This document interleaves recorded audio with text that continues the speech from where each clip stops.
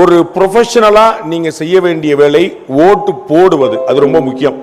குறைந்தபட்சம் இந்த அரங்கத்தில் கூடியிருக்கிறவர்களாவது ஒவ்வொருத்தரும் ஒரு 15 பேரை ஓட்டு போட வைப்பேன் அப்படின்னு சொல்லி சொன்னாலே நீங்க அதுக்கு மேல நீங்க கட்சிக்கு செய்ய வேண்டிய விஷயம் வேற எதுவுமே இருக்காது. அட்லீஸ்ட் ஒரு 15 நீங்க ஓட்டு போட்டு, நான் போய் நின்று கூட்டு போனேன், அது வந்து பிஜேபிக்கு ஓட்டு போட்டும் வேற எந்த கட்சிக்காக ஓட்டு போட்டு அது பிரச்சனை இல்லை, அது அப்புறம் நம்ம சொல்லிட்டு மாத்தி கூட போட்டு போறேன். ஆனா நான் வந்து கூட்டு போனேன், நான் வந்து வழி நடத்தினேன், அவனை நான் ஃபாலோ பண்ணேன், அவனை ஓட்டு போட வச்சேன்னு ஒரு 15 பேரையாவது நீங்க கொண்டு போய் நிப்பாட்டினீங்கன்னா அது உங்களுக்கு ஒரு பெரிய லெவலில் ஹெல்ப் பண்ணும். உங்களுக்கு தெரிஞ்சிருக்கும் திருமங்கலம் ஃபார்முலா அப்படின்னு ஒன்று கேள்விப்பட்டிருப்பீங்க. அதுல எங்க அண்ணன் திரு அழகிரி அவர்கள் செய்தது இந்த மைக்ரோ மேனேஜ்மெண்ட் தான். 3:30 மணிக்கு சாயந்தரம் உட்கார்ந்து இருக்கிறாரு. 7வது தெரியல 3வது வீட்டுல முருகேசன் ஓட்டு போடல, தூக்கிட்டு வா அப்படின்றார்.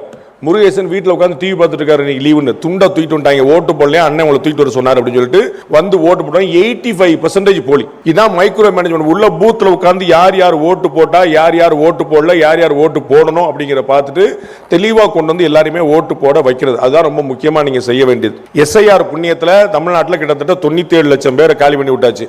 அப்போ வந்து பெர்சன்டேஜ் வந்து ஆட்டோமேட்டிக்காவே கூடும். அதை தாண்டி நீங்க வந்து இன்னும் அதிகமாக கொண்டு வரதுக்கான வழியை பார்க்கணும். எஸ்ஐஆர்ல உங்களுக்கு தெரிஞ்சிருக்கும் ப்ரொஃபஷனல் செல்ஸோடைய அடுத்த முக்கியமான வேலை நான் நினைக்கிறது நிறைய உருப்படியான விஷயங்கள்ல மக்கள்கிட்ட கொண்டு போய் சேர்க்கணும். அது வந்து ரொம்ப பெரிய லேகிங்கா இருக்கு. அது வந்து இல்லவே இல்லை தமிழ்நாட்டில்.